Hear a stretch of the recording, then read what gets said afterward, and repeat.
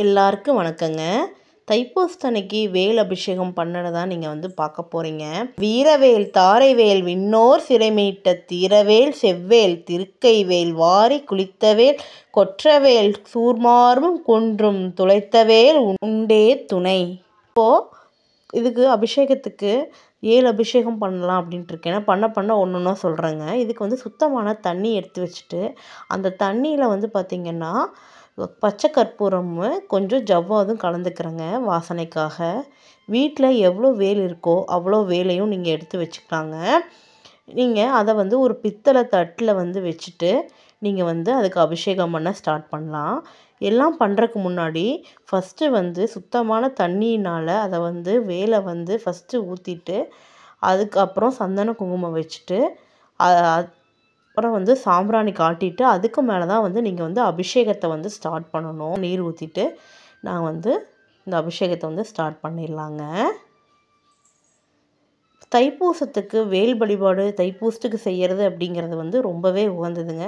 மாதம் நீங்கள் கிருத்திகை சஷ்டி எந்த நாளில் வேணாலும் நீங்கள் வேல் வழிபாடு செய்யலாம். முடிஞ்சவங்க வாரம் பண்ணுறவங்க செவ்வாய்க்கிழமை கூட நீங்கள் பண்ணலாம். முதல்ல பால் ஊற்றி அபிஷேகம் பண்ணிக்கலாங்க. பால் ஊற்றி சந்தனம் குங்குமம் வச்சுட்டு அதுக்கப்புறம் நம்ம சாம்பிராணி காமிச்சிட்டு அதுக்கு மறுபடியும் அடுத்த அபிஷேகம் பண்ண ஆரம்பிச்சிடலாங்க. எல்லா நாட்களையும் காட்டி தைப்பூச நாளில் இந்த வேல் வழிபாடு அப்படிங்கிறது மிகவும் உரித்தான நாளுங்க. தைப்பூசம் எப்படி நம்ம இதனால் தைப்பூச நாளை இவ்வளோ சிறப்பாக நம்ம கொண்டாடுறோம் அப்படின்னா, தைப்பூச நாள் அப்படிங்கிறது முருகருக்கு பார்வதி தேவி தன் சக்தி எல்லாம் ஒருங்கிணைச்சு வெற்றி வேலை முருகருக்கு பழனிமலையில் கொடுத்த நாள் தான் இந்த தைப்பூச திருநாளுங்க. அதனால் இந்த வேல் அப்படிங்கிறது வெற்றியை கொடுக்கக்கூடிய வேல் ஒன்று.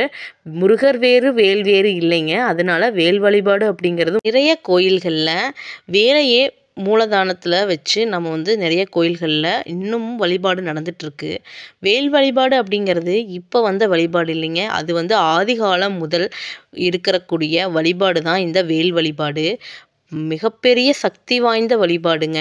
என்ன நினச்சி நீங்கள் பண்ணுறீங்களோ அதை நிச்சயமாக நிறைவேற்றி கொடுக்கக்கூடிய ஒரு முக்கியமான வழிபாடுங்க.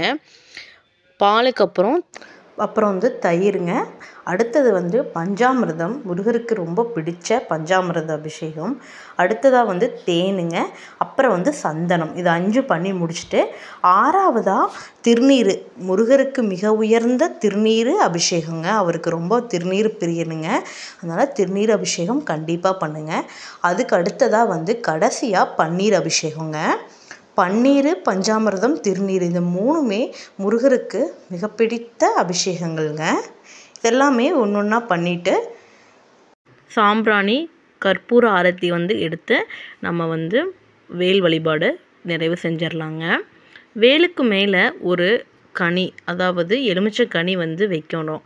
அதுக்கு அது என்ன காரணம் அப்படின்னா வெற்றிக்கனி. வேல் என்றாலே வெற்றி தாங்க.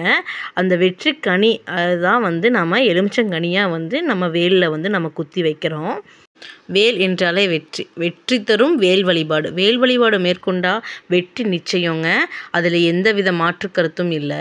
செவ்வாய்க்கிழமை, கிருத்திகை, தைப்பூசம் இந்த மாதிரி நாட்களில் நீங்கள் வேல் வழிபாடு மேற்கொண்டுட்டு வந்தீங்க அப்படின்னா உங்களுக்கு மிகச்சிறந்த பலன்களை முருகர் அருளுவாருங்க.